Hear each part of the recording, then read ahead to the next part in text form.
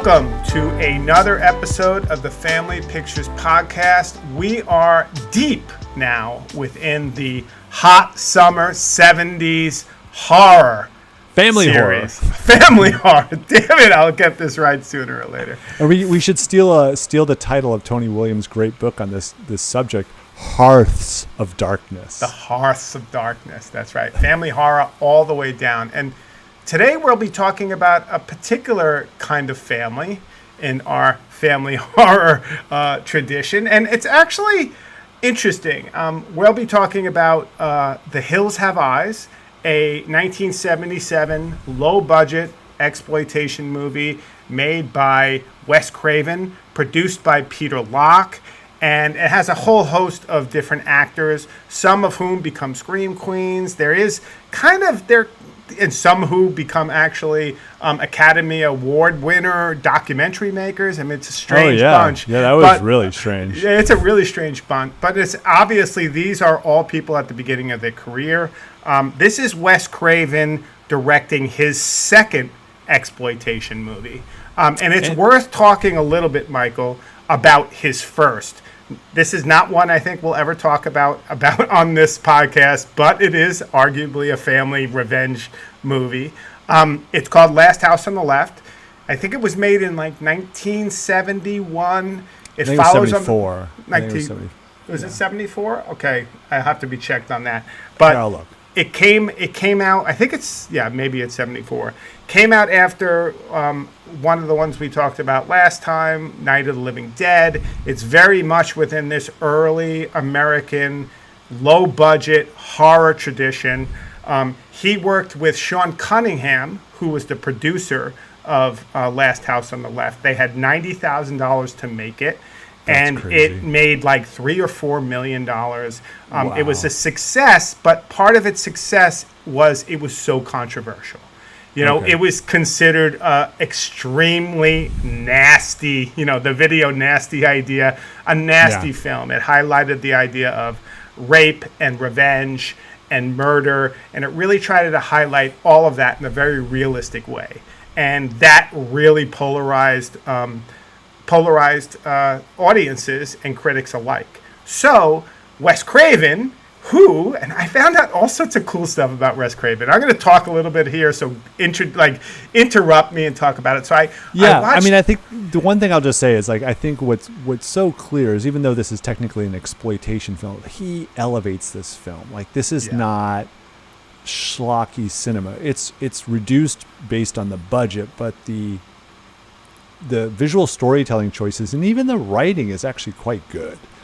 But you roll. Keep going. Well, I think that works beautifully with what I was going to say. So a little bit about Wes Craven. Wes Craven was, and I did not know this until I watched this small documentary called Looking Back at The Hills Have Eyes, which was released with the 2003 Anchor Bay DVD release of this film, which was the first DVD release of this film. And there was a great little documentary where Wes Craven is very much featured talking about this film and what it meant to his career and what it meant in general. And one of the things he talks about and he highlights is I grew up in a Baptist fundamentalist family. And my family, my mother and father were having real deep problems with their marriage. And so his mother turned to religion. And so as a result, he has never watched a film in the theater until he was a senior in college, and he had a very strict upbringing. Yeah, his entire career is a revenge of his Christian upbringing. It truly is, right? And I dig that. So he was a good student. He focused, I think, in literature because he goes to graduate school, and here's another interesting. Wait a second. We have another English PhD dropout, Groom? Well, this is the great story, right? He's in graduate school, and he basically saw a movie in the theater in his senior year of college, and he became hooked, he says. That's all he wanted to do. He bought a small Super 8. He had cameras. He was making films, as a kind of on the side and writing small scripts. But he was teaching English at two universities, one in Pennsylvania, then he moved up to Plattsburgh, I think, New York. And, his a department chair comes to him and says, "Look, you got to get serious, man. This film stuff, stop messing around with that. It's time for you to do your PhD and get serious." And so, Wes Craven goes around to all the other people in this department who are doing PhDs. He's like, "What do you think, man?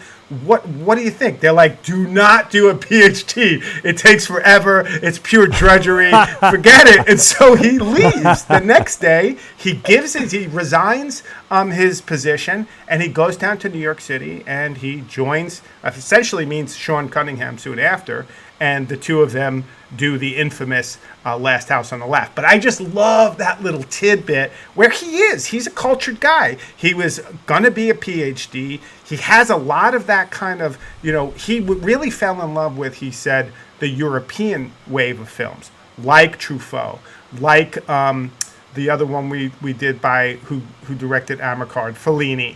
And he talks about this. In fact, Last House on the Left is very much inspired by an Ingmar Bergman film, which is kind of, you don't realize that, but like there is a lot going on in this, in his kind of like inspiration. And I wonder if I'm right with the Ingmar Bergman film. That might be Last House on the Left. Last House on the Left was inspired by Ingmar Bergman film. So forgive me, that's confusing. What The Hills Have Eyes was inspired by. So a little bit, again, of the production here. Sean Cunningham's like, we have like $250,000, $300,000, which is, significantly more than the $90,000 they had to make Last House on the Left. And I'm sorry, it's not Sean Cunningham at this point. He did Last House on the Left. I'm getting confused. It's Locke now, Peter right? Locke, right? Yeah. So Peter Locke comes in and says, "You really need to do another film." And I'm forgetting something here. Wes Craven did not want to do another horror film. And it speaks to your idea of his culture. He was like, "I'm done with horror. I don't want to be put in that box," right? Which is ironic when you think of the name Wes Craven. He's like, "I want to do something else." Turns out, no one would give him money to do anything else. No. And so he said, when I was broke enough, I took Peter Locke up on his deal, and they started what is now The Hills Have Eyes. It's kind of amazing. I mean, I think $300,000 to basically a ragtag group of film students, production people, and student actors. It's a very young cast. There's no one known in this entire film. And, the one thing that I read that was really interesting is this is like the Texas Chainsaw Massacre, a brutal shoot. And also something that I love, the entire film is shot outdoors, right? Yeah. And so a large part of the production cost is got to be like shooting at night is impossible in these productions. Like they're throwing all this light because there's zero light in this space. And, so this idea that his enthusiasm, and I love these people, these stick-to-itiveness of Wes Craven, and it's like they buy into it, right? And they produce a kind of an incredible visual artifact. Like, I mean, there's so many great things that it's like due to the low production budget that could have elevated the film even more, including the acting itself, which is it's spotty at times and things like that. But, from what I had read, like he was very much inspired by The Grapes of Wrath, right? And so that kind of literary influence is very clear. And to me, that is most typified by, right at the beginning when we are at Fred's Oasis, right? Fred's Oasis, which is the gas station that the Carter family runs into. And Fred is the titular owner of this, rest stop where there's no more gas for 200 miles. I saw that sign too. Yeah, but it's this kind of shack in a desert surrounded by debris and a burnt down house and just stuff everywhere. And this is that idea of the Great Depression, which comes up in the film in Fred's narrative of his story, which is really interesting. But this idea, and I want to get to that because that is interesting.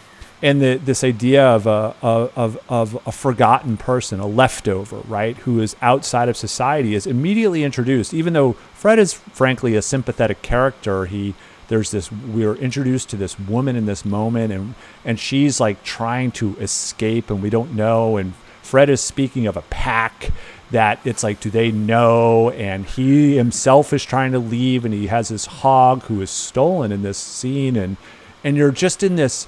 And I love films that do this. They don't explain anything. There's just all this narrative just being dumped at you, and they're avoiding context, and they don't care. It's like, you're smart enough, you'll figure this out, and I'm just gonna create this world and throw you in it, and like the Carters, you're gonna have to fucking figure it out, and for better or worse. And that's right. So Fred does deal with Ruby, who's the one sympathetic part of that pack.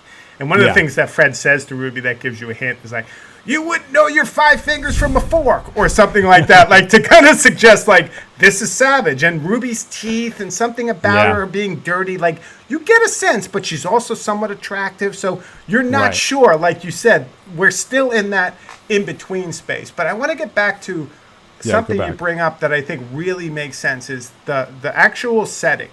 Right? If you look at it, that burnt out house, all that's left of that house is the hearth, right? It's that kind of chimney, and it's weird.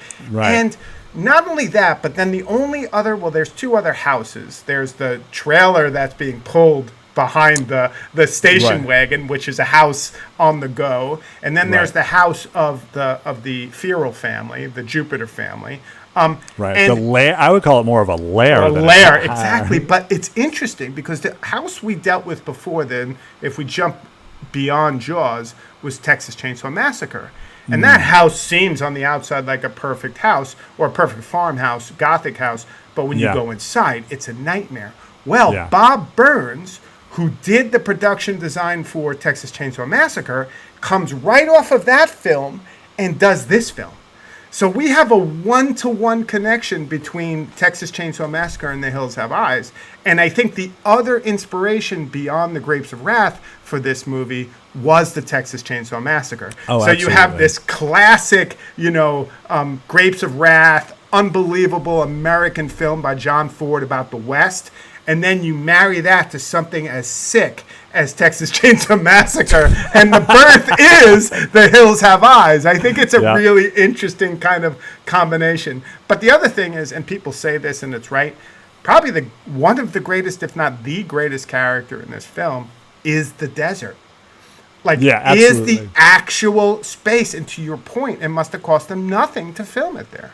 No, and that's the thing. This is why I love Westerns too, is I love the instant world that a desert creates that is terrifying, and those that inhabit it must be doing so much simply to survive, not necessarily thrive, right? And that's what Westerns are always about. It's always about families and those that are just literally under a gun, to survive against whether it's the weather or marauders and just people just stealing what they need to survive. And that becomes a big part of this film right from the beginning, as we learn through Fred that Ruby and the pack had been marauding a nearby Air Force base. We get a sense that it's like a bombing site, or it's there's nuclear fallout or something. And the idea is that, these spaces are so unfamiliar to us because they're impenetrable. They do not support life well. I remember once we were on a trip to Vegas for a conference. Right, it was an EdTech, one of the Open EdTech conferences, and I had an extra day at the end, and Boone and we rented a truck, and we're like, let's go to Red Rock. And so we actually got away from the strip, which was so nice, and we went to the desert. And the thing I'd never been in real desert before, and what's so amazing about it is when you're out there and you step out and it's so hot and oppressive, and it's so quiet because everything is too fucking tired and hot to move. Like nothing is moving, And this is an important character. Is like that's where the pack, the Farrell family, as you I think accurately describe them, this is what they're living in. This is what they're surviving in, and what they are reduced to as a result of this environment. And you only get a sense of that through Ruby, right? There is another character who's kind of scurrying around Yeah. Fred's Mercury, oasis, right? Yeah. Mercury, who you never really see, and there's good No. reason you don't see him because he's played by Peter Locke. He's an invented character that they had time, so they kind of brought him in, but he's not really a real hey, actor. producer, put on this costume and stand over here. Exactly. So that's fun. But like, you know, what we have is as soon as we have that moment with Ruby and Fred, we have the family, the Carters, come into the scene looking to get gas. And it's an interesting dynamic between Fred and the Carters, and just the way in which we are introduced to the Carters. And seeing this film as a young kid, you know, and I probably didn't see this film until 88, because there's no way I saw it in the theater. And it didn't come out on VHS until 88. So I'm probably thinking I was 16, 17 when I that makes sense. So this would be something like you were like told to finally watch while you're in high school. It was a cult classic even by 88. And people were like, you gotta watch it. Sure. And, you know, I did, and I loved it. But one of the first scenes I remember from this scene is when you walk out, when Fred walks out of his little, you know, gas station, whatever, he immediately is accosted by Beauty and Beast, the two German shepherds, who play a big role in this film. And it's kind of the first jump scare of what is not particularly a scary film.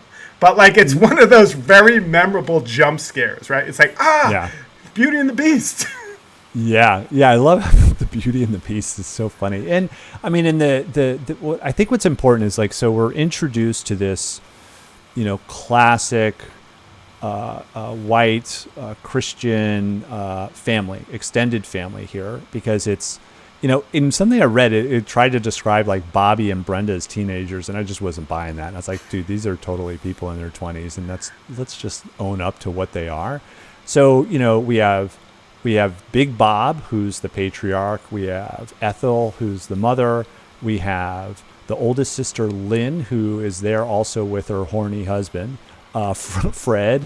And they have a probably about a 1-year-old baby, Katie. And then we finally have, as I've already mentioned, you know, the younger siblings that you almost feel like they could be twins, but I mean, I don't think they are, but it's Bobby and Brenda. And they're just kind of classic, like, even though they don't look like teenagers, they rib each other and like tease each other. And it like kind of, it's like, stop bothering me, Bobby, is like how you would imagine Brenda being. It's like, you're so ugly, Brenda. You know, like that's what I want them to say. If they were teenagers, it'd be great. Like if they had like the dynamic of Rusty and his sister in Vacation. Exactly. But John Hughes actually cast teenagers, which was the difference. Yeah, right. So if they were real teenagers, I think that this film would have been up another level too. But I mean, understandably, probably would have been a terrible idea, because those parents of those teenagers would be like, "What the fuck are you doing to my kids?" So good job, Wes Craven, for not abusing kids in a film. Yeah. Other than the baby, actually. Yeah. Although he just abused the adults, from what it sounds like, with the 120 degrees. Right. It was kind of like, you know, Texas Chainsaw Massacre. There's and also so, also go ahead, Doug, sorry. though, who's the husband Doug, of Lynn. Right, that's what I said, horny Doug. Okay, gotcha, sorry. Yeah, Lynn's husband. Yeah, and so, and Doug is like I love his look. He was like a 70s porn star character with his mustache. With that mustache. I swear, I wish he had just been wearing like a mesh shirt with like the cutoff sleeve. That was the only thing he was missing, because he has got the cutoff shorts and the white socks and the white sneakers and his big porno mustache, and he's like totally aloof. And you know, what's great is his interaction immediately with Big Bob is super negative. Big Bob is like, "What are you doing with my daughter?" kind of look. And Big Bob is a retired cop. And the other thing is, Big Bob and Ethel are celebrating their 25th anniversary, their silver anniversary. And there's the whole plot of the movie kind of revolves around the idea that they're on this nowhere, you know, road in Nevada looking for a silver mine that they have some kind of claims on from their aunt. Like somebody's aunt who's passed away. And this is an interesting context too, because I think this is the fraying of this idea of the American dream. It's like they're really supposed to be going to California, but they're chasing money here effectively. Exactly. Right? They're imagining wealth that they don't have. You know, a retired cop, it's like it's probably good salary or a good retirement, but boy, does Big Bob not a healthy human being at this point, right? No. Yeah, Big Bob has heart problems and more. And so the Yeah. other thing is, so then we have Grandpa Fred on the other side, right? So Well, we Grandpa, don't know he's a grandpa yet. okay, they refer to him as Grandpa Fred. I'll just call him Fred. He's on the other side here, and he's Yeah. basically saying, hey, guys, stay on the main road. Don't follow those dreams. Don't be seduced by these ideas of silver. There's been no silver in those mines for 40 No. years. Like, there's been no hope in the American dream for a long time now, family. Yeah. Just keep going to California. You know, use your head. And that's a really great moment where, like, you know, Fred becomes, you know, he's the one who's like, don't go in that room, right? Don't open that door. Like a great character in a horror where you know what's going to be set up as soon as he starts saying, stay off the road. Like, stay on the road. Yeah, it's like these are the origins of the tropes of horror, you know, and I actually love that. Even though I'm not a horror film person, I mean, I know the tropes through, like, you know, the memes and metafictions that exist that talk about these tropes. And, you know, and this is clearly one of them. It's like there is a harbinger of what's to come, and you're not listening to them. Exactly. And he's great at that. And I just love his character. I mean, supposedly the actor, he was in a lot of Burt Reynolds films, and he was a radio star, John Stedman. And John Stedman. Oh, the guy who plays Fred? Yeah, and so basically he's at a point in his career where he couldn't remember any of those lines when he gives that big monologue about, you know, the Jupiter family. And they just took forever to film because he just couldn't remember it. But I really like that character. He adds he adds a sense of reality to that space that's truly believable. He was wonderful. Fred's like, you know, kind of locked in life position, and then his subsequent narrative that describes how and why this happened, you know, and his an inability to escape this moment, even though in this moment he's somehow, for some reason, trying to escape, and we don't understand that at all. No. Like in you wonder, it's like, why is this old man? It's like oh, maybe it's like you would have imagined, like, he's sick of the Air Force planes flying over, which becomes this harbinger as well soon enough. But yeah, or it's like he's off the beaten path, and so he needs to find his living in another way, like the Cars, that whole Pixar Cars like idea. But like there is no sense of that. He's just trying to escape something bad. Right. Yeah, and so that badness. So we have this family that is stuck together in this road trip that doesn't seem particularly healthy, and you have, you know, Bob in the station wagon up front, the titular family car of the era still, and you have Ethel and Lynn with the baby, and Brenda in the back seat. Ethel's in the front seat with Bob, of course.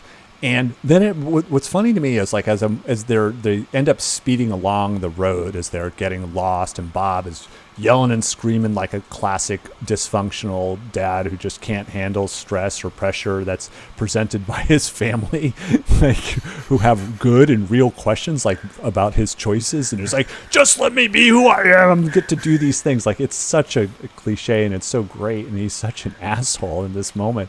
But at the same time, as things are starting to unravel and he starts driving too quickly, I'm like, holy crap, you have Bobby and Doug in the trailer behind them, and with the two dogs, and they must have been like, this is a carnival ride. Oh my God.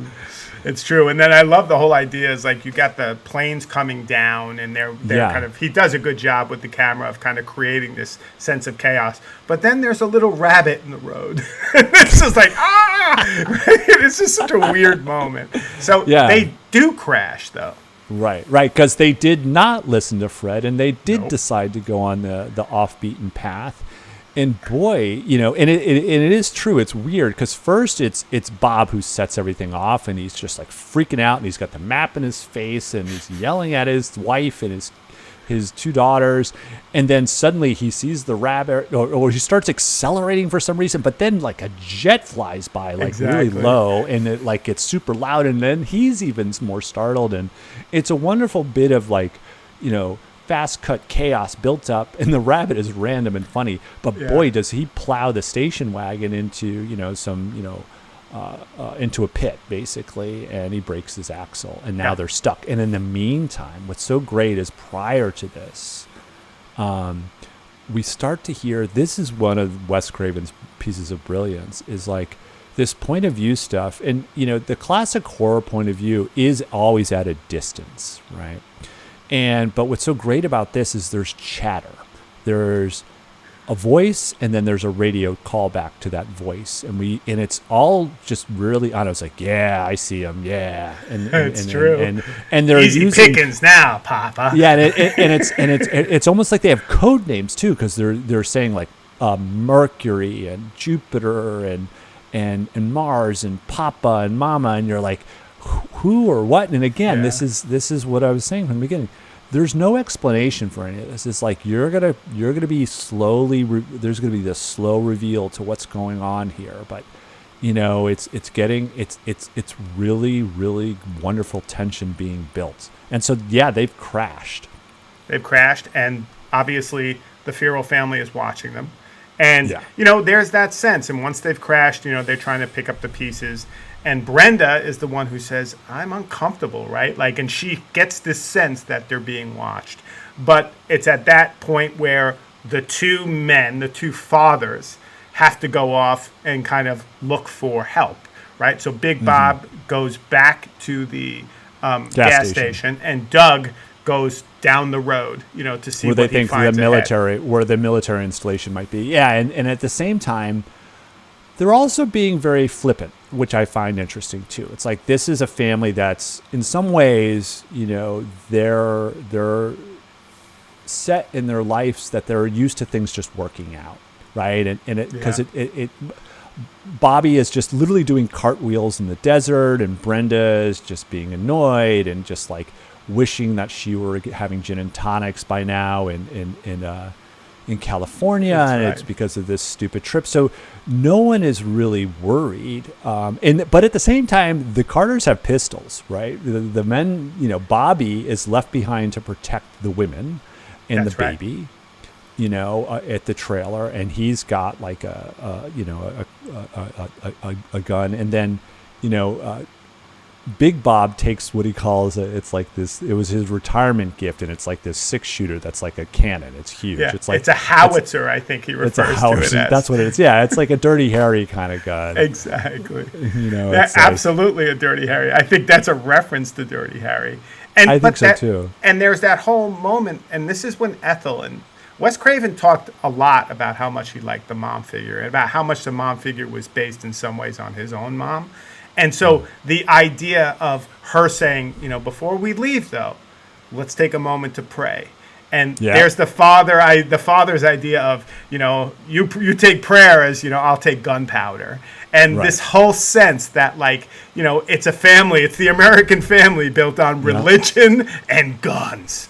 And there's a real sense of that, like, base understanding of who this family is, this Carter family that at the beginning up against, when they're coming, you say, oh, normal American family, but then things start to kind of become clearer as the film moves on. Oh, and very much, we get a sense that there is some real problems with this idea of a perfect family, because the first thing that happens when Bob gets out of the car is he goes full on racist. And he starts talking about, after 25 years of the worst prison in Cleveland, and having been shot at by using the N-word, and he's absolutely awful. Hillbillies throwing hillbillies, yep, dogs off of roofs, I think is what he said. It's crazy, really, really colored language. Yeah. And then, but what does he do? It's like, what was worse?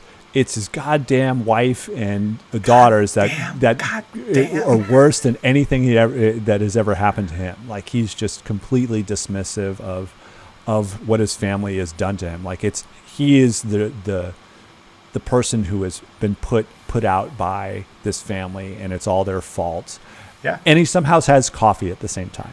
He's the persecuted dad. And the mother says, watch your language, right? Like, so Bob, watch your language. She's holding the baby. Exactly. She's holding Katie, yeah. So there is that comic element too. Like, Sure. Wes Craven is having fun with this. Like, you're seeing the problems with this family, but you're also like, it's kind of a kitschy film, and, you're in it now. Like, you know that this is being set up. There's a family out there who's going to feed on the family here. And so, like, that. You're kind of ready for that setup. And I agree with you. Like, as a teenager watching this, like, I'm locked in now. Like, it is done. It is so quickly set up. It took like 10, 15 minutes for the full setup, and you're there. And at the same time, as these, like, domestics discussions are happening around the home, because, the camper in the back is domesticity. It is a home on wheels. And so it's around the home these conversations are happening. We have these wonderful long shots. Like, this is, as Wes Craven keeps going back to these point of view of the Farrell family in the hills, and they have their binoculars and they have their radios, and we still have not seen a face yet. We have not seen the face of anybody yet. I mean, we've technically been introduced to Ruby, but she's the soft side of the family. Yeah. And she is trying to escape her family. We learn much more about later of why and what's going on. And so the idea is, like, we still have this, like, more ominous continued chatter on radios with these really silent, with the classic, like, through the desert heat, you have the rippling of the image, as we have the variations in the air that cause this to happen. And so it's this really, and they're seeing them as their prey. They're like, oh, we're gonna get them. And it's interesting too, because, like you're saying, these long shots and the desert, and it's almost, and they talk about, there's a bird that's a janitor of the desert. I think it's called the buzzard, some kind of buzzard. Oh yeah, the turkey buzzard is the janitor of the desert. The janitor of the desert. But, like, it's such a great line. It is, and there's another sense where, like, they're watching the family, and it's at this point that the family in their station wagon and their mobile home, or whatever you want to call it. What do you call that thing that comes behind it? It's just a camper. Right, it's like those it's like a family camper, but it's like more outfitted. But it's a trailer camper. It's not one that's like a, the classic RV where you're driving the home. That's right. It's like a streamline almost, right? But old school 70s. Yeah. And they look small, and that's something that Wes Craven wanted to really. He said that was like one of the things he wanted to accomplish with this. Not once he decided that this is going to be a desert, because Peter Locke's like, let's shoot it in the desert because my wife is in Las Vegas, so we can go to the desert. So he changed it all for a desert shot, which is super interesting. But he's like, once he got to the desert, one of the things he realized is the very thing you said about the desert, where everything's so quiet and everything's just like suffocated, right, with heat or with cold. But he said he wanted everything for them to look small. And for them to seem, almost helpless, right? Like, people were now preying on them. Like, it was a very different condition of reality in which you find yourself. And that's what he wanted the audience to feel, too. Like, this is a completely different setup for what's about to happen in this film. And I do love that. And I think it works really well because of those long shots. Yeah. And so, as they're being blasé, talking about, oh yeah, I remember that time Beast killed that poodle in Miami. Like that's right. And Dad was pissed about paying the medical bills for a dead dog. Yeah. So they're being very blasé, but in the meantime, Beauty runs off, and Bobby is like an athlete, and he's like sprinting after Beauty and trying to find him, and he's up in the hills now, and so is Beauty. And we hear and we see the legs and torso of one of the pack, and Beauty attacks, but is immediately taken out. And Bobby hears this, and like he's doing the classic, horror thing, and he pursues, and you're like, oh no, don't go up there. But he goes up, and he sees not the one of the pack. He sees the and this is a shot that, like we heard later, it was actually a real dead dog that they got from a county pound. That was probably euthanized. Yeah, exactly. It's so gross, and it's disemboweled, and it's a really, really, really brief shot, but Bobby freaks out and he starts running back, and then he falls. And this is one of many moments where you're left hanging like, wait, is Bobby dead or captured? And they do this over and over. This happens with Beast a number of times, the other dog, where like you're like, wait, is Beast still in the picture, or is he still on the board, or is he off the board? And there's a lot of that where Wes Craven's not going to let you know someone's okay. And so this is the beginning of the trauma. Yeah, it is. And it is a pretty traumatic evening for this family. Like, things go pretty bad pretty quickly. So Dad, Big Bob's gone. Doug's gone. Bobby's out looking, falls. He's kind of freaked out. Freaked out. But he ultimately, the first scene is when I think we get his sister, who comes out and thinks he hears him. She hears him. And so she goes out, or does she think she hears the dog? No, what she's done is she's taken Beast. She's like, someone's got to look for Bobby. So she takes Beast on his chain. So generally speaking, Beast has already been described as the tougher, badder ass of a dog, which becomes important. And he's kept chained up because you can't trust him. And so, Brenda takes Beast out to look for Bobby, and immediately loses Beast because Beast hears something, right, and goes chasing after it. And we're seeing glimpses of what you think is one of the pack members, and I think it is Mercury that's in the bushes. Mercury. And one of the things that you're learning is, even though you would think that this is their territory, they have the advantage, they're actually incredibly cautious again and again. And this is one of the first things where you would think like, oh man, I was like, Brenda's gone. She is so dead. She doesn't take the gun because Bobby didn't take the gun or maybe Brenda did take the gun. Actually, Brenda might have had the gun when she was walking with Beast, but she's like completely awkward with it. Though Bobby is no better, honestly. Yeah, it's exactly. Really funny. But then suddenly out pops Bobby, and he's like got PTSD. He can't say anything. No, he is freaked out at what he saw, and so they go back. And it's a fun scene where they're all in the camper, and Bobby locks the door, and the mother is sitting there saying, Maypole, Maypole. And Lynn is like, Ma, no, it's Mayday, Mayday. Such a great scene. And they're but then there's a response because it's a radio signal, and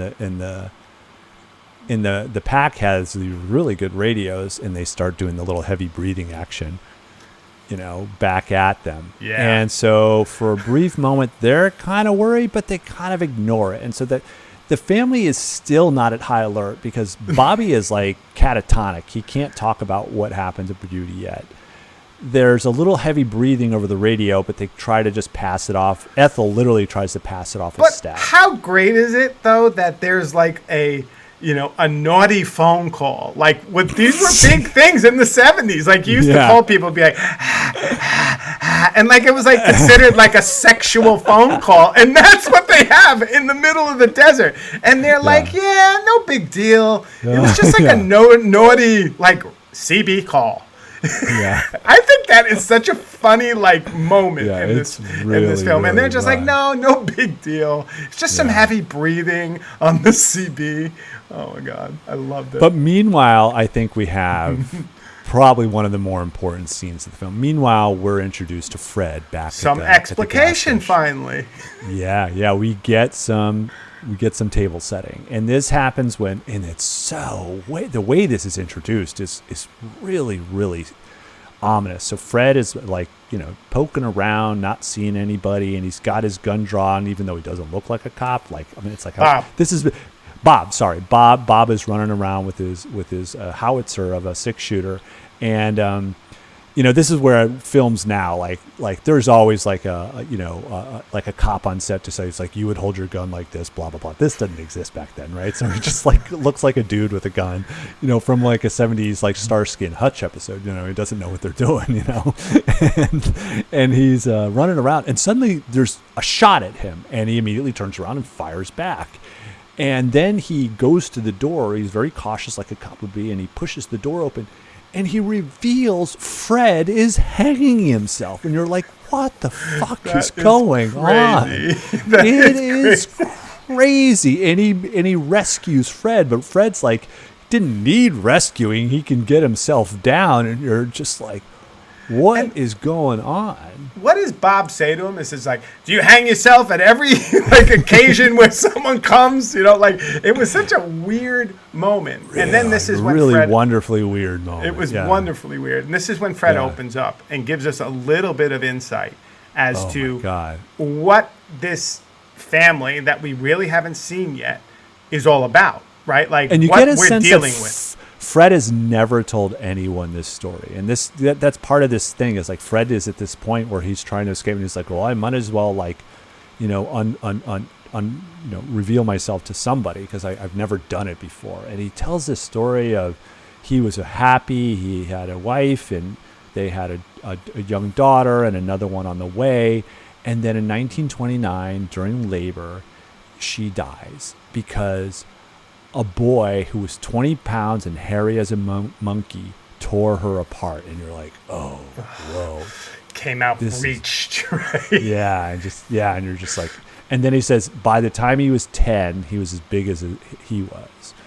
And then he starts to go on and like how his son is like, there were dogs disappearing down the well and chickens with their heads bitten off. And you're just like, oh no, This is a really fucked up kid.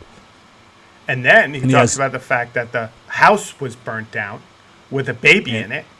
Yeah, his girl is in it. Yep. And the boy lived. And so he knows his son has done it. So what does he do? He clocks him with a tire iron and leaves him in the desert to die. Yeah. And so this is his punishment. He knows that he self-exiles in this garage or whatever, this gas station in the middle of nowhere next to his burned down house. So now we know why there's only the hearth room and he's rebuilt nothing. So he lives like in the back of the shack. And so this is like he is the grandfather of this family, or the father of this family, because and he talks about it's like then it's like soon enough we heard there's stories of he stole a whore and he's having kids and the devil of a kid has grown into a devil of a man, and you're just like, oh no, he birthed this family. And you're about to be sympathetic and and then suddenly out of nowhere, this is the one real jump scare, I think, to me, is Papa Jupiter flies through the window and grabs him and pulls him out into the yard and beats him to death with a crowbar. Yeah, with a crowbar, and then hangs him in the outhouse. Oh no, he impales him. Yeah, impales him in the house. Yeah, exactly. Into the door of the outhouse. Absolutely. And I think Bob is like, oh my effing God. Like he's a Cleveland cop, a Cleveland cop who's been around the worst of the worst, and he's freaked out. And he runs. And we'll talk about what happens to Bob as he runs. But a quick note here, a little bit of like working out some of the details of how people have interpreted this film. 1929, so the Depression, right?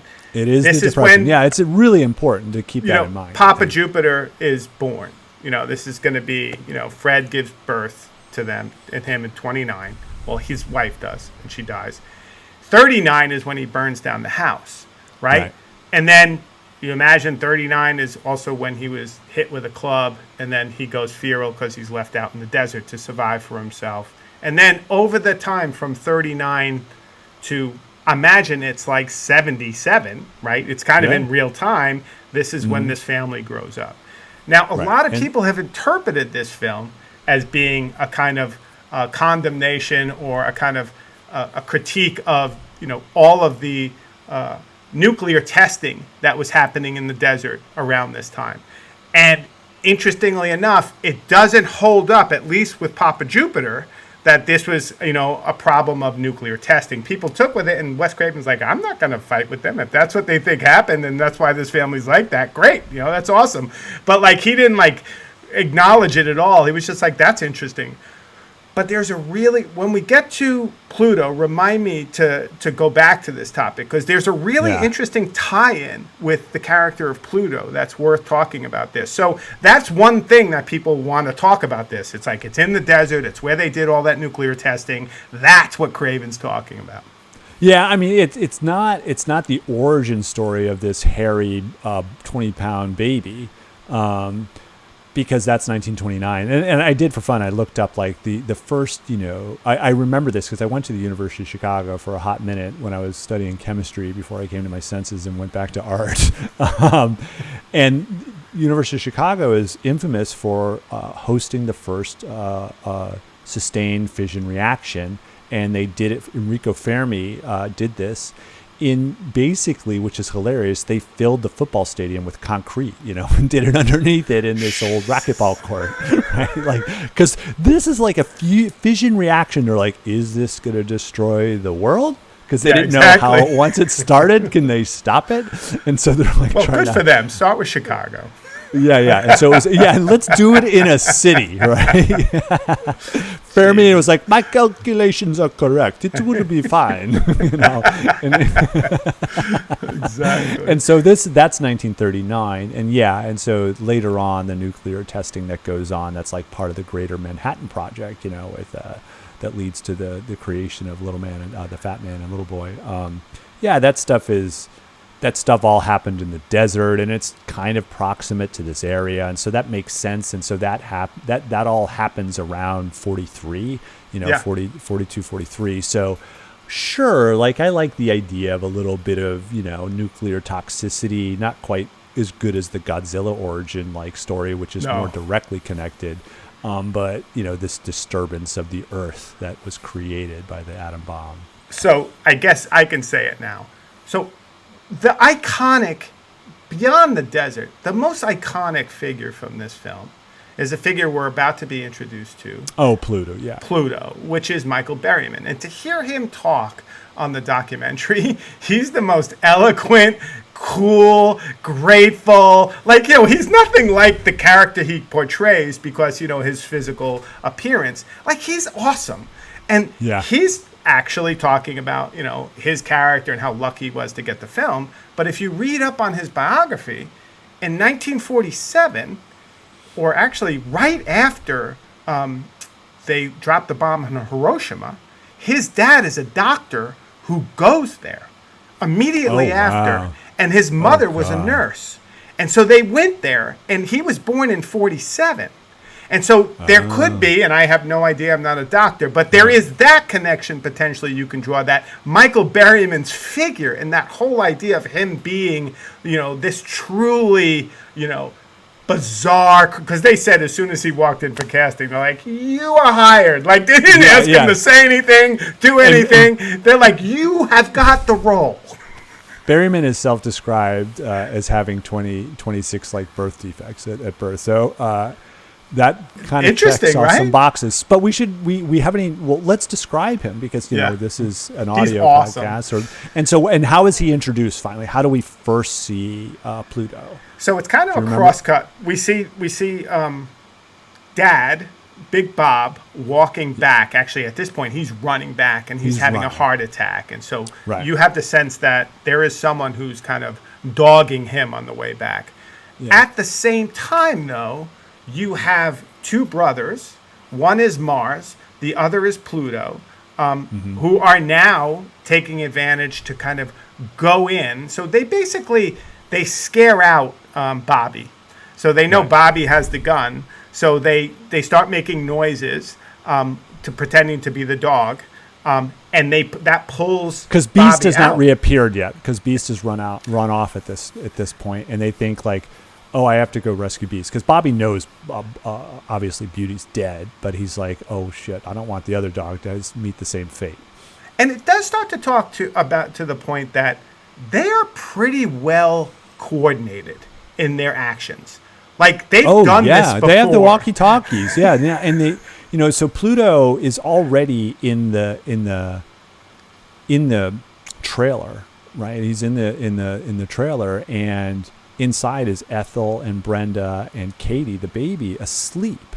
And he locks the door from the inside, and Bobby thinks he's locked himself outside, because when he returns after trying to find Beast in the desert, he's like, oh, it's locked. And meanwhile, what has also transpired is Lynn and Doug have gone to sleep in the station wagon for some like booty time. That's right. And you hear them moaning. Horny Doug shows up and says like, we ain't sleeping on the floor of this cabin.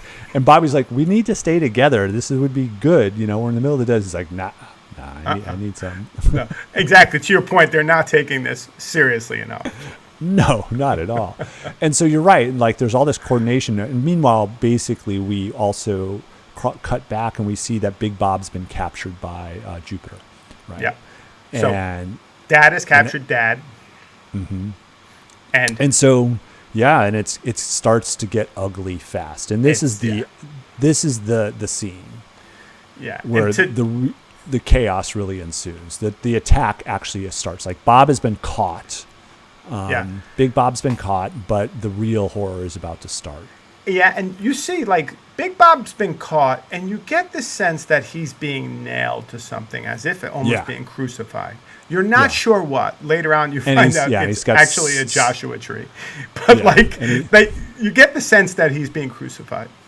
Right. And so, Bobby's trying to get back into the car. And so, also, Bobby finally comes to his senses. He can't get back into the trailer. And he goes to the station wagon, and Lynn is really annoyed, like, come on, we're getting on in here, right? And he's knocking on the window. And he finally comes to his senses and says, like, look, Beauty's dead. And Lynn finally comes to her senses and is like, yeah, that was definitely breathing. And so they're all freaked out.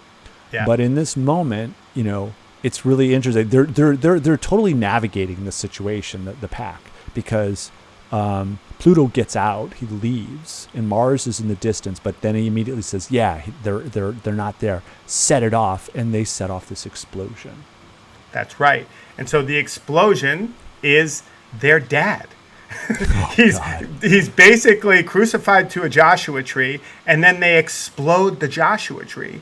And he's essentially dead. They all run, and horny Doug, goes back into the trailer quickly and says to the sister, who actually Pluto has his hand over her mouth, and is basically Brenda. like, this is Brenda, not Lynn, because Lynn, Ethel, and Bobby have run after the explosion. They've run after, exactly. So Brenda's there. Pluto is Michael Berryman. He's got the bald head, the big ears, and he just looks crazy. He looks like the Toxic Avenger before the Toxic Avenger. Like, he's an inspiration, I think, for a lot of different creatures that come up post this movie. And he makes he's iconic. Wonderful. Yeah, he's he makes on a wonderful every cover of Hills Have Eyes. And he makes a wonderful cameo in Weird Science, which I adore, because he's part of this like demon punk gang that invades this high school party, which they eventually de-escalate. And my favorite part is when Michael Berryman turns around after the de-escalation and is like, "Hey, can you try not to say anything about this? I got a job as a teacher." Like he's like. And that's that soft Michael Berryman that you alluded to, and it's never revealed in film, and he gets to reveal his true nature in Weird Science, which I always loved. Yeah, and he has a tremendous career. Like, talk about making lemonade with lemons. Like, he goes on to have an insane career. This is the beginning of it. He did one film before this, but so he's the iconic Hills Have Eyes. He's the one you think of. He's holding Brenda. The baby's in the back, and Doug says, "Hey, Brenda, watch the baby." And so he jumps out, and so their plan is great. Like, they got rid of them, which is what the plan was. It was a diversion. And then Mars comes into the trailer too, and then Pluto and Mars get in a bit of a fight. Yeah, and you realize there's some sibling rivalry, and Big Brother's Pluto, right? Yeah. Mars Big Brother's goes, "Get off her, she's mine." Oh, but before that, oh my God, the most disgusting thing is Pluto's like raided the cabinet first. Like, he's like, ooh, there's eggs and there's milk and there's beef, and he's like collected all this stuff and he's like preparing to take it with him. Mars comes in and he just starts eating everything. He's eating raw meat. He's he's drinking the milk, and it's getting all over him. But then he spies the parakeets. That's right. Oh my effing God! He goes in there, he grabs one of the two parakeets, bites its head off, and drinks its blood. And I was like, awesome. Okay, this is a horror film. Yeah, and it's just like this. And I wonder, they're similar to the lovebirds in Hitchcock's Birds. I don't know if that's what he was referencing, but I just love that. That wouldn't surprise me based on Wes Craven's. No, he's amazing. And so that's like their fight. Oh, and you should mention at the same time, this is when we see the poster too. We've seen the poster, the ripped Jaws poster above Brenda's bed. Which becomes its own thing. You read about it in the Wikipedia article, and the Wikipedia article is almost entirely lifted from this little documentary looking back at Hills Have Eyes, which is a great little documentary. You can get your hands on it.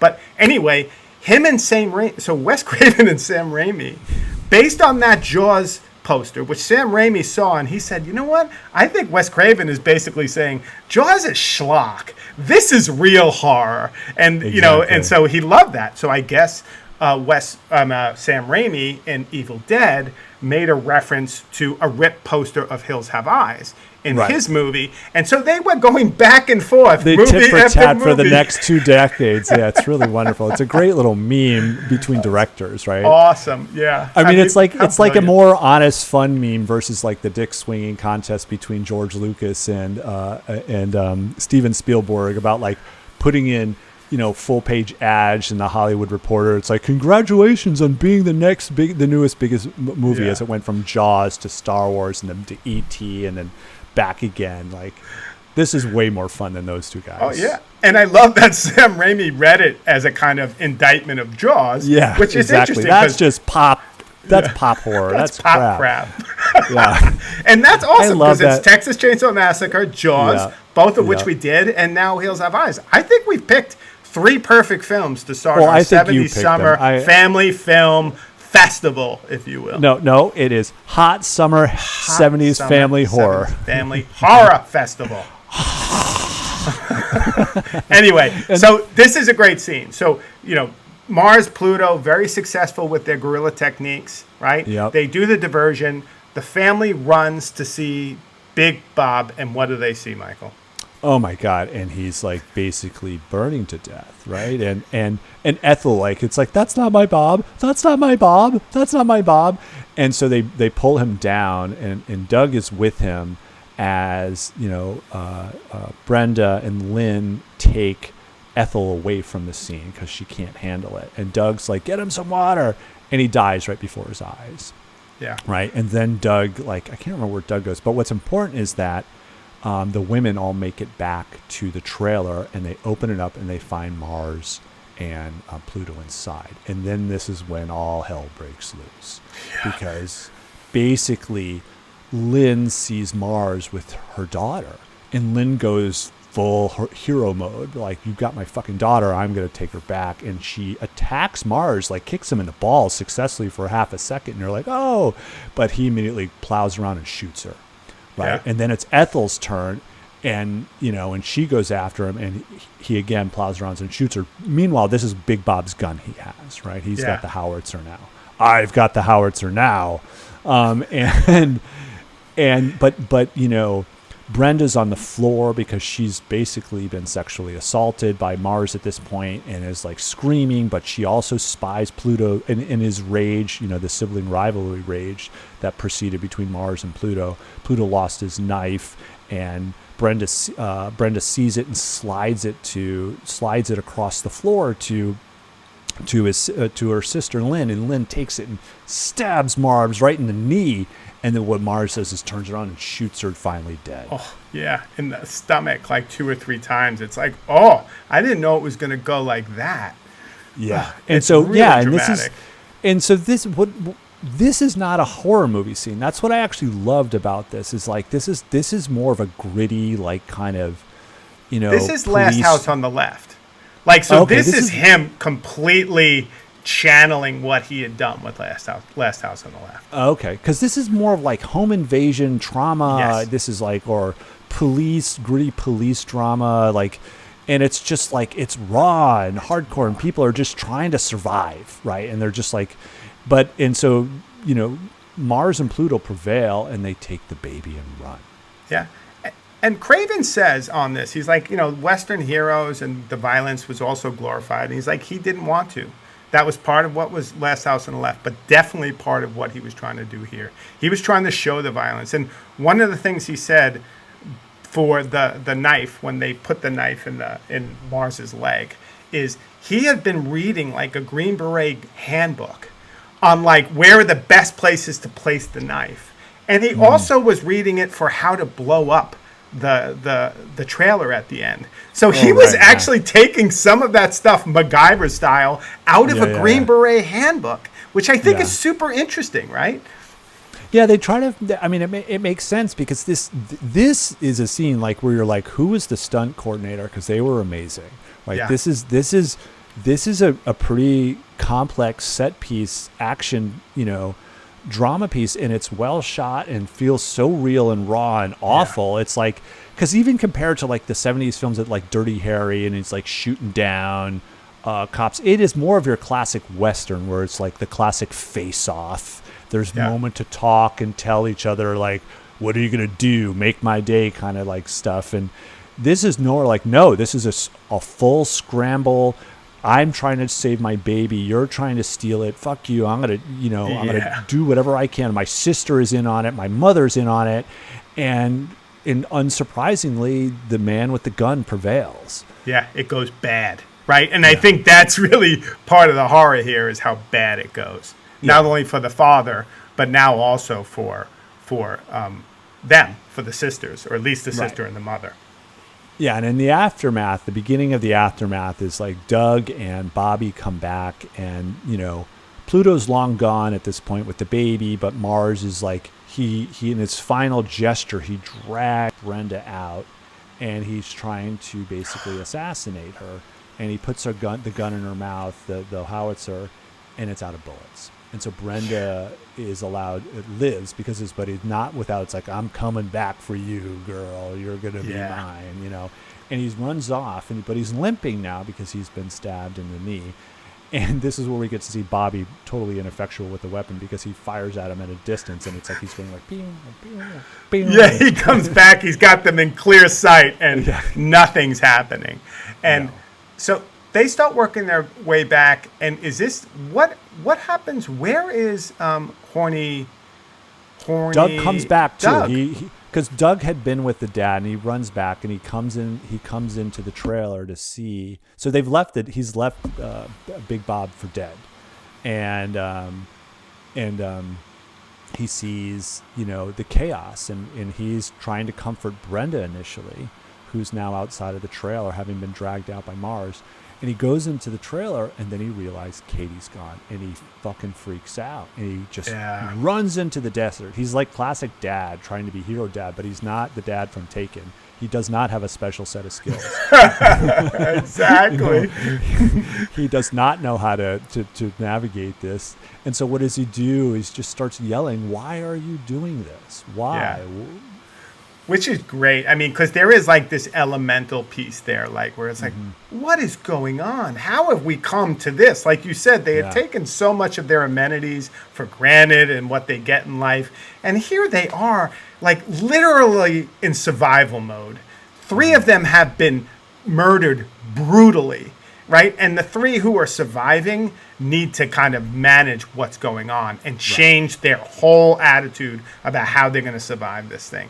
And I think it's that moment where everything changes, and there you kind of have like, all right, what's up? Like, what is our plan? We need a plan, I think someone says at some point in this movie. Yeah. I mean, but in the meantime, we're finally brought into the lair. Like we've kind of been brought into the lair briefly before, where Mama and Ruby are together. And Mama is like taunting Ruby for not liking her dog meat that she's been eating. She'd been spitting it out, and she's like, "What's the matter?" But we also realize that Ruby's been chained down in the lair. Yeah, right? and Mama also always has a bottle of JB in her hand. Yeah. And I was like, always like, "Where the fuck are you guys getting alcohol from?" Which is probably what Fred was a provider ultimately. It wouldn't surprise me. Yeah, I bet you. So while we're having the Carter family trying to reconcile what's just happened, we have the Pack and their family back in the lair, and they're going over the spoils they have. And Mars and Pluto return with the baby, and Papa takes it and holds it up, and we get one of the most disgusting lines of the film, and says, "We caught us a young Thanksgiving turkey." Yes. I'm like, oh my God. And they're always talking about fat and juicy, and juicy. And then he proceeds to taunt a dead Bob about how he's going to eat the brains of your kids and your kids' kids. And you get a sense, like you can't tell, but he's gnawing on Bob's arm. Because meanwhile, I forgot to mention, he had gone back in the desert, found Bob, picked him up, and dragged him all the way back to their lair. Yeah, and that's a scene where people do say, like, there's that sense of, the Jupiter family, kind of standing in for, possibly the Viet Cong. There's this guerrilla warfare going on. Is it a critique of the Vietnam War? Right? There's a lot of different ways. Is this a family that's something out of the 16th century? I think it was the Sawney gang that was, basically a Scottish gang that would basically highwaymen who would rob people not for their money but for their meat, for their bodies. Yeah. Exactly. So there's a bunch of different things, but there is this moment where he is doing this vengeful monologue while he's eating him, which is absolutely it's fucking insane. It's insane. It's very another grotesque. moment, and it's really overt, and it is this. But it's the idea, I think you're right. It's like how, this titular, perfect American family is also the family of that sent, men to war, or whether they're impoverished or whether they're doing it for what they think is for their country, and whether they're drafted or volunteered. They go to Vietnam and they dehumanize a whole culture as an excuse to rape and pillage, basically. And the atrocities of the Vietnam War are obviously very well known, and you get a sense that Wes Craven and these horror movies, in a sense, are responding to some of that loss of trust in the family structure, knowing of what it can become, and lost in trust in government and society's structures, and how we can become this animal other. And that's what they're typifying the animal other, but also being the oppressed animal other. And then the Carters become the animal other. Exactly. No, well said. And I think what's the difference between someone like Wes Craven, who I think in this film does it so well, as did the Texas Chainsaw Massacre and, Night of the Living Dead. I mean, there's absolutely, a heritage here for horror. But I think he doesn't spoon feed it. You know what I mean? It's there. But when you get to the remakes that come out in the 2000s, and all of those movies from the 70s and 80s, those horror movies, were all remade in the 2000s and 2010s.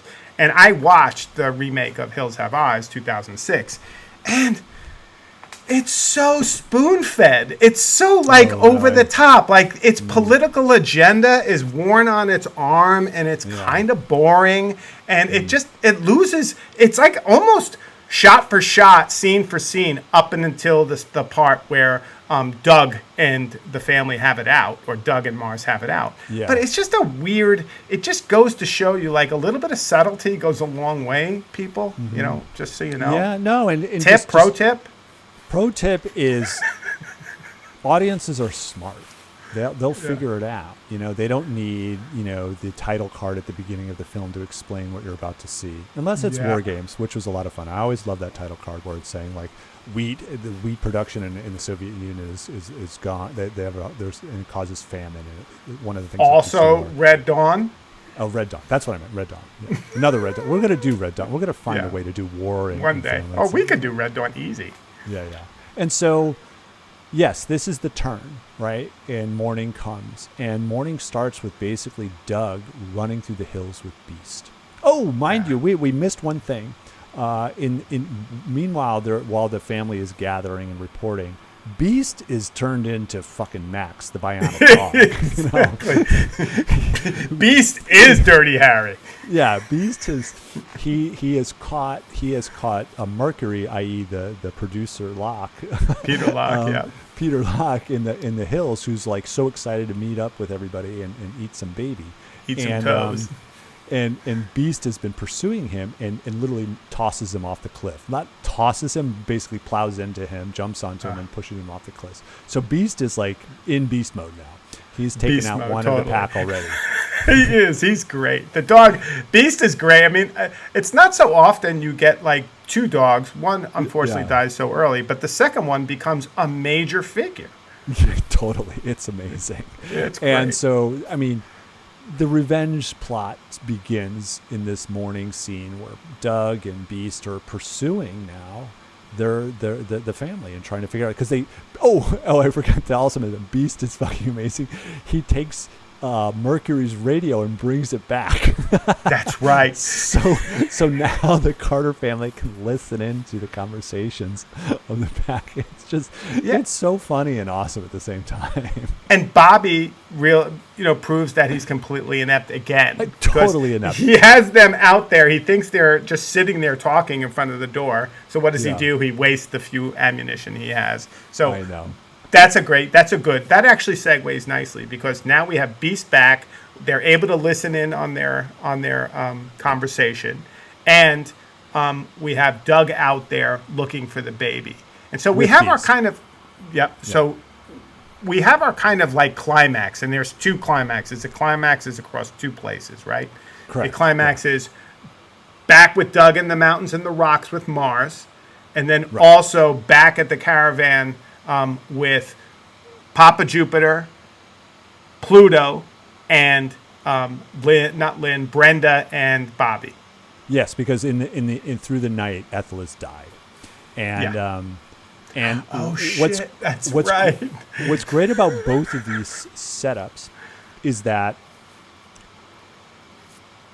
Doug says, "I've found the lair," basically. So, and he says this to Beast, basically. He doesn't say it to Bobby, because Bobby's an idiot and doesn't know how to use the CB. But he tells Beast, go back to the trailer. And so Beast is in pursuit. He's pursuing, and this is really important, as Pluto and, Papa Jupiter and Pluto are going back to the trailer to finish off the family. Beast cordons off Pluto and attacks him. That's right. He's kind of now playing the role that the family were, right? And Cheever said post-beast mode, but he slowly kind of pulls Pluto away from Papa Jupiter, and then ultimately attacks him. And that's a great scene when the dog is, fully attacking Pluto, rips up his Achilles heel, and then goes for the neck. And those shots are really uptight and close at the dog. It's so great. Yeah. And so, the father just leaves him. Yeah, he does, because he sees that he's lame, right? He's like, you're no use to me now, and so he goes on to finish off. And then Brenda goes full MacGyver, which is also hilarious. So we have like a bionic dog and a suddenly like incredibly intelligent, resourceful woman who creates two booby traps for the dad. Yeah. The first one, and the guy who did the stunt said it was probably the most intense stunt they've ever done, was they took the mom, who is dead, and they used her as a decoy. Yep. They put her on a lawn chair out there, and if that close-up of her, and if you've ever seen Bay of Blood, or what is the other movie? It's a Mario Bava movie. It was called Black Sabbath. It starts with this close-up of this woman's face. It looks exactly like Virginia Vincent in that shot. Anyway, so I wonder if he's referencing it. I don't know, but it's almost identical. So anyway, she's there, and the kids are kind of crying like, I can't believe we're doing this. But in fact, what they're doing is they're using their mom as bait for Papa Jupiter and Pluto. And so what they've also done is they've hooked up a heavy-duty rope. And cable. It's actually wire cable. It's actually wire cable. They've hooked it up to one of the wheels of the car. And so that the idea is when Papa Jupiter goes there, they're going to start the car, the wheel's going to start turning, and that rope's going to pull him, and he's going to be hamstrung. It's like it's going to lasso him. It's a classic what is it? Those little traps that I always think of when I see the survival show, and they're catching rabbits. They're little wire loops. And you always feel bad for the rabbits. It's hard to believe, but that's a real stunt that a real person did. Oh, and when you see that, he gets dragged insane. Like about 25, 50 yards through the desert. Horrible. Yeah. It's a horrible stunt on desert ground. Oh, I know. I can't even imagine how beat up that guy must have been. But terrible. It fails. It fails because the engine runs out of gas. And so then we learn of Brenda's second amazing MacGyver moment. Awesome. She is set up the propane tanks from the trailer and open them up the gas, and they've taped some matches to the striker on the floor so that they go into the trailer and they set the matches up so behind them so that when Papa comes in, it's going to strike the matches and all the gas that's collected in the camper will blow up. Yeah, it's brilliant. And so they're going to run out the back window, close it, and then he's done. Right. In and fact, so it blows up. It works. It works. It works. But in one of the best, classic horror tropes, there has to be, it's like, well, the titular, killer character is he dead? We have to go find out. And so they go to find out, and he's not dead. And so they basically, Brenda hatchets him, and then with his last 2 bullets, Bobby finally hits his mark and kills the dad.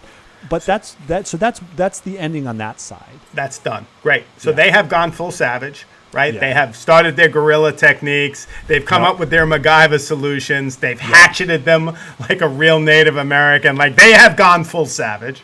Right. And then at the same time, now we have the finale of Doug getting back his baby.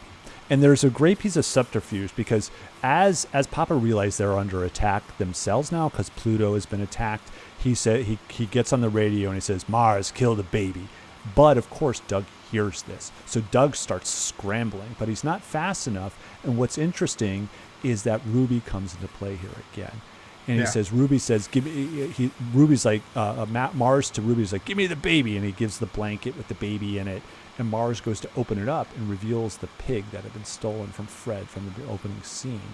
And Ruby has this absconded with the baby up in the hills. And Doug sees this and starts pursuing Ruby.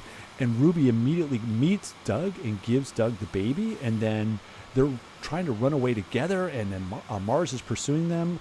But at the same time, he gives the baby back to Ruby to hide so Doug can try to go after Mars. And Mars and Doug are tit for tat and coming after one another. And the way that it culminates, you should describe. How does it? Well, are you crazy? Take over? Yeah. No, the way it culminates is, they've been talking about rattlesnakes, and they even showed a tarantula at some point.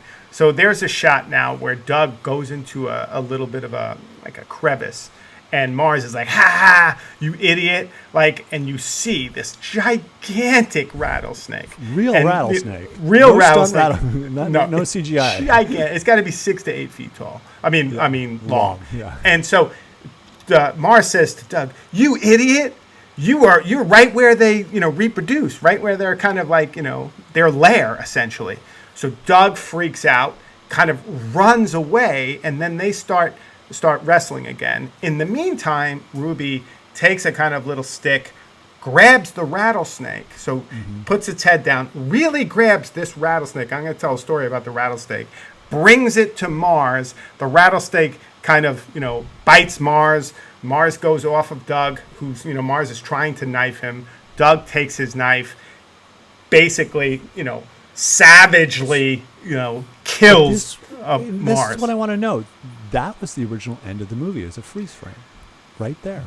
That was the end of the movie, but there was an alternative ending that they didn't. But we saw the alternative. I didn't know this until I had read it because I'd never seen the. What did you see on VHS when you first saw it? Do you remember? I saw the original ending with the red. So right there, it's like it ends. Like it ends. I don't know exactly what ending I saw in 88. I can't say. So the idea is like it probably was in 88 because this is a restored version. My sense is that he wanted to end it, Wes Craven, on this moment of full primal rage. Like, yes, Mars is basically dead or dying. He's been snake bitten by a rattlesnake, and he's like frailing. He's dying, and you've got Doug takes his knife and straddles him, and he goes to start stabbing him to death, which we see in the film we've seen. But in Wes Craven's ending, it goes red and freezes on that shot, and then goes right to credits. That's right, and that's it. And there's no resolution. No, it's just him basically, almost looking not just angry, but but also torn. He's full primal. He's lost. Yeah. Full primal rage here. Yeah, full primal. And so the other ending is the fact that they kill Mars. Ruby and Doug meet up with Bobby and Brenda. And Ruby and Brenda, I think, hold hands. Yeah, And like Beast comes and somehow like nuzzles up against them holding hands. Yeah. And then the idea is that these two families, have a future together possibly. And like they've somehow, buried the hatchet, if you will, and Yeah. can kind of move on. Which I don't think Wes Craven, he hated that ending. Yeah, and there's this zoom in on the hands holding Yeah, at the end, totally. and it's really odd and awkward, honestly. And so to read It doesn't about work. the preferred ending from Wes Craven, it reminds me of like Brazil. It's like where the ending is like he doesn't get away. It's all been a dream. The man has actually been tortured to death, and it was his final dream of escape before we see him just dead in a torture chair. Like that makes more sense. That's the cynical read that makes more sense. In this context as well. Yeah, and I think also the read that like the Carter family is now, the Jupiter family. Like the Fierro family, like the civilized family is the Fierro family. And that's a lot of what Wes Craven was talking about. Is so how quickly and how easy when you place people in a particular context, that switches. How civilization is pretty much just a mask. And that's obviously a trope in a lot of this stuff. Right. But, and even though they've been pursued, so you'd say, well, they must be justified, but they're not a perfect family, right? Big Bob's transgressions, in a sense, are we feel like his racism, his disregard of his own family, his wife and his daughters, and his dislike of his daughter's husband, Horny Doug.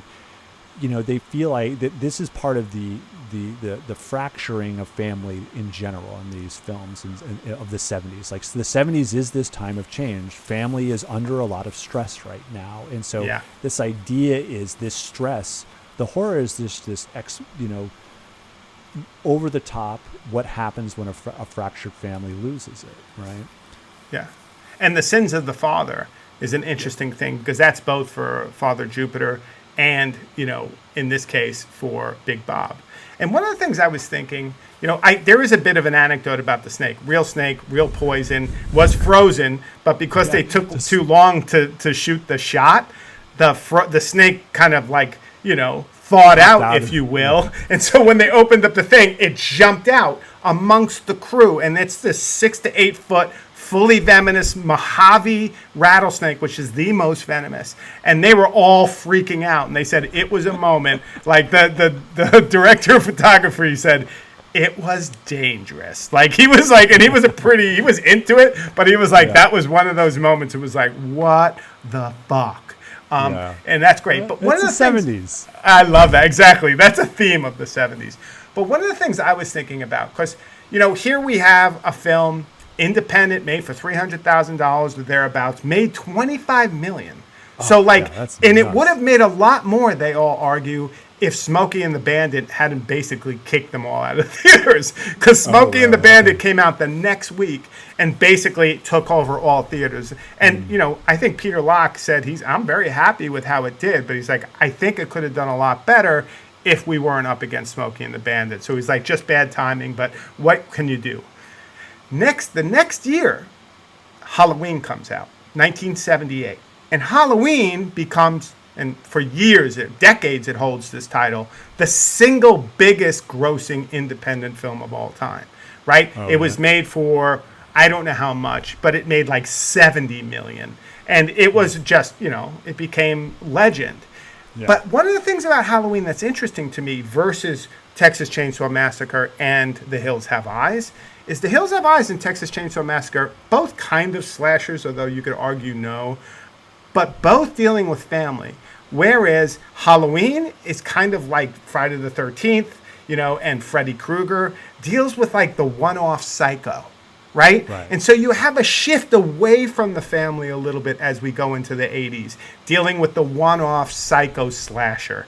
And so I wonder if The Hills Have Eyes, it'd be interesting, and I haven't done the research, but it'd be interesting to see how many more family horror movies do we have going into the 70s and 80s, and how do they rank up against the horror films that are basically slasher, individual maniac driven? Right. I mean, they're different, because there's more of the haunting style films like Poltergeist, like haunting a family.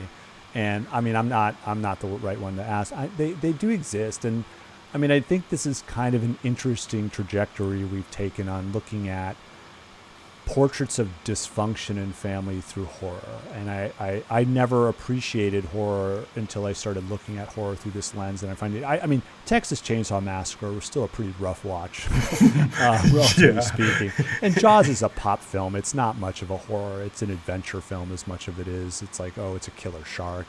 But the fucking shark's doing what sharks do. It's just eating, man. Yeah. And where this is, the motivation is real here. Like this is a motivated pair of families that are brought into this situation and they battle to the death. Yeah, and it's dealing with, like, I would argue, like, timeless symbols of, like, violence. Like, that's classical. Wes Craven was talking about, like, I wanted to go back to the Romans and the Greeks and deal with some of those myths and see how I could introduce some of those myths into this story, which is why they're all named Jupiter, Mars, and Pluto. And it's interesting just because, I don't know, I think Craven has a really nice way of kind of elevating the genre, the horror genre. It's at one point, this is kind of exploitative film, but at the same time, it's good filmmaking, good writing, good storytelling, and really deep thema, right? Like, it's getting into shit.